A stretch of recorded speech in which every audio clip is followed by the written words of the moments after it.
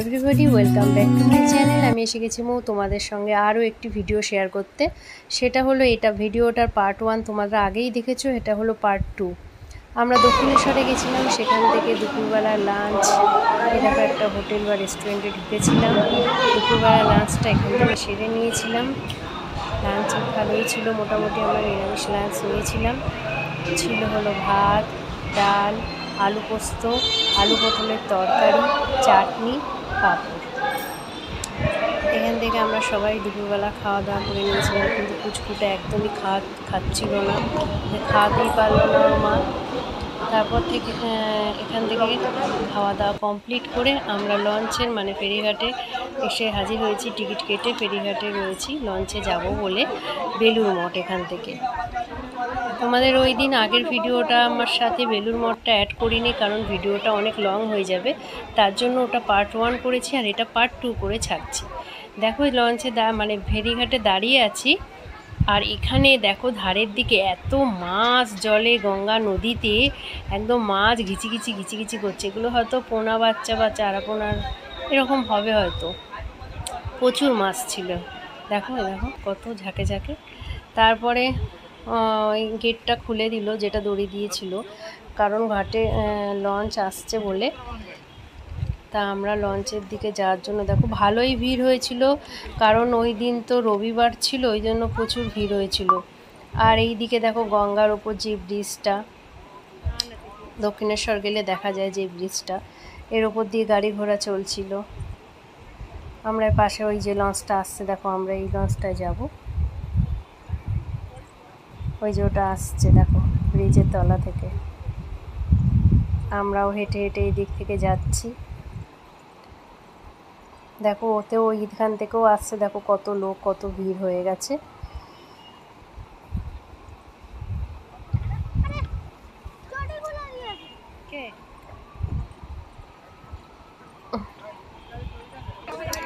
আমরা লঞ্চে উঠে পড়েছি, কিন্তু দুঃখের বিষয় আগে অনেক লোক ছিল, তাই জায়গা পাইনি বসার। একটুখানি সাইডে জায়গা পেয়েছিলাম, ওটা মাকে বসতে দিয়েছি। আর ভাই বউ যেহেতু বাচ্চাটা আছে, মার কোলেও যাচ্ছে আর ভাই বউয়ের কোলেও, ও একটা সিট পেয়েছে গিয়ে। লঞ্চটা ভর্তি হয়ে গেলে দেখো ছেড়েও দিয়েছে, আমরা ঢুকে গেছি লঞ্চের ভেতর। দেখো দেখো আস্তে আস্তে ঘাট থেকে, দেখো ফেরিঘাট থেকে আস্তে আস্তে ছাড়ছে, দেখো কি সুন্দর লাগছে, লঞ্চটা ছাড়ছে, খুব ভালো লাগছিল। আর আমি এই প্রথম একবার মায়াপুর গেছিলাম, তখন উঠেছিলাম। আর এই প্রথম আমি দক্ষিণেশ্বর থেকে, এতটা বড় হয়েছে আমি কোনোদিনও দক্ষিণেশ্বর থেকে এই গঙ্গা পার হয়ে বেলুড় মঠে যাইনি। একবার গেছিলাম ছোটোবেলায়, খুব ছোট ছিলাম তখন, ওই মনে হয় 5-6-এ পড়তাম, তখন একবার গেছিলাম, আর তাও বাসে করে। দক্ষিণেশ্বর থেকে এই লঞ্চে করে যাইনি, জলের মধ্যে দিয়ে যেতে না আমার খুব ভয় লাগে, মনে হয় যেন ডুবে যাবে এরকম একটা ভয়। দেখো কত লোক, দেখেছো আমার সামনের ছেলেটাও ভিডিও বানাচ্ছিল, দেখেছো কত ভিড় হয়েছে দেখো। আর আমরা ঘাট থেকে অনেকটা চলে এসেছি দেখো। আর যতটা মাঝের দিকে যাচ্ছে, এপার থেকে ওই পারের দিকে, তো তত না জলের ঢেউটা বাড়ছে, দেখো কত বেড়ে গেছে জলের ঢেউটা। আমরা দেখো মাঝ বরাবর চলে এসেছি।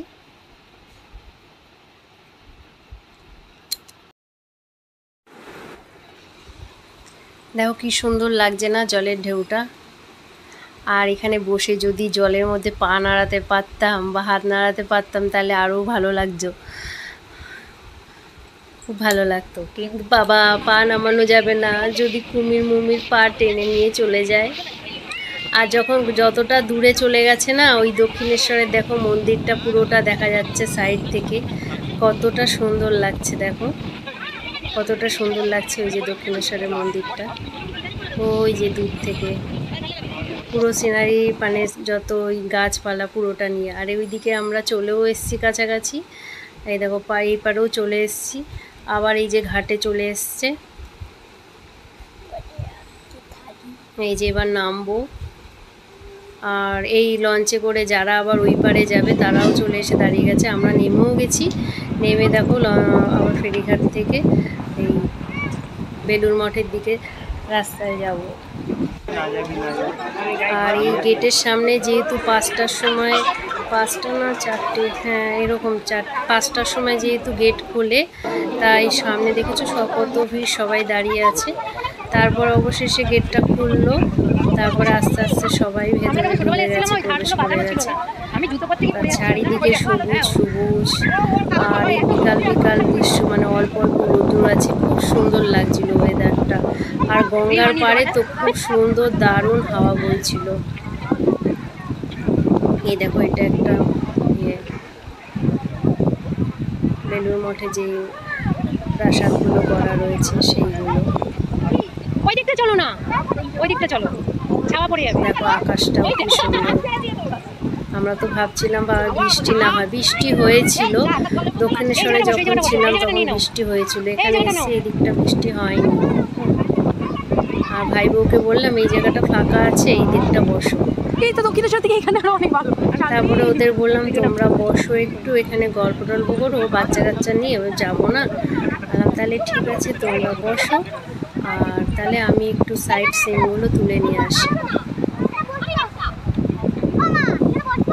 না ওই দেখো আরেকটা লঞ্চ ছেড়ে দিয়েছে, দেখো লঞ্চে করে লোকরা আবার ওই দক্ষিণেশ্বর ঘাটের দিকে যাচ্ছে। আর ওইদিকে যে সবুজ গাছগুলো দেখতে পাচ্ছ না দেয়ালের দিকে, ওগুলো হলো বেগুন, পুরো বেগুন খেতে ভর্তি।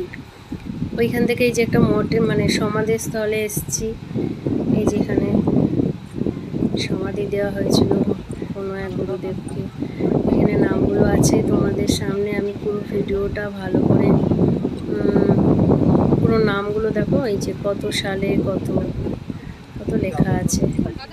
ওখান থেকে চলে আসলাম এইদিকে, দুটো একটা রিল বানাবো বলে, কারণ এই দিকটা একটু ফাঁকাই ছিল, কিন্তু এই দিকটা না আটকানো ছিল, এর ভেতরে যাওয়া যাবে না। তাই বাইরে দাঁড়িয়েই আমি একটু রিল বানিয়ে নিয়েছিলাম দুই একটি, যেমন চোখে চোখে কথা বলো, মুখে কিছু বলো না, ভালোবাসার যে কোকিল ডাকে কুকু কু, ওই গানটা রিল বানিয়েছি, আরও দুটো রিল বানিয়েছি। ওখান থেকে একটা প্রাসাদে ঢুকলাম, বললো কি যে ফটো তোলা যাবে না, বেরিয়ে গেলাম। ওখান থেকে ঘাটের কাছে গেলাম, সেখান থেকে দেখো এদিকে এসছি, কি সুন্দর হলুদ হলুদ তারাগাঁদা ফুলগুলো ফুটেছে, ওগুলোও দেখলাম। তারপর থেকে মেন বড় প্রাসাদটার দিকে আসলাম, বেলুড় মঠে। দেখো খুবই সুন্দর বাইরের দিক থেকে দেখতে, ভেতরে আর যেতে পারিনি, মোবাইল নিয়ে অ্যালাউ ছিল না। এবার কি করব, আর আমার সাথে এইখানটা কেউ আসেনি যে ভিডিও করে দেওয়ার মতন। ভাবছিলাম ওখানে উঠবো ভেতরে আর নামবো, তখন একটু কেউ ভিডিও শ্যুট করে দেবে, কিন্তু দুঃখের বিষয় ওরা ওই দিকে বসেছিল, তারপরে আমি ওই দিকে কাউকেই পাইনি, তাই আর হয়নি। তারপরে ঘুরে টুরে আমি এসে ওদের সাথে একটু বসলাম, ওখানে একটু গল্প করলাম, পুচকুটাকে একটু খাওয়াচ্ছিল। তারপরে দেখো ঘুরছিলাম, পেরিয়ে আসবো বলে। আবার বর্ষাকালের দিন, যেহেতু বাচ্চা কাচ্চা নিয়ে বৃষ্টি চলে আসবে, তা আমার ছেলে বায়না করছিল বলেও আরেকবার ঘাটের কাছে আসলাম, আর ঘাটের দেখে দুটো রিল বানিয়ে নিলাম। আর এই পুচকুটা হাঁটতে গিয়ে দেখো পড়েই গেল, তোমরা তো দেখলেই। তারপর থেকে দেখো গেটের বাইরে বেরিয়ে চলে এসেছি বাড়ি ফিরবো বলে।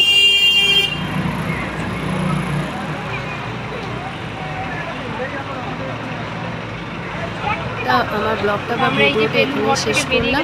আমার ব্লগটা বা ভিডিওটা ভালো লাগলে, আমাকে ভালো লাগলে আমার চ্যানেলটাকে সাবস্ক্রাইব করে দিয়ে, লাইক করে দিও আর শেয়ার করে দিও। টাটা, বাই বাই, ভালো থাকো।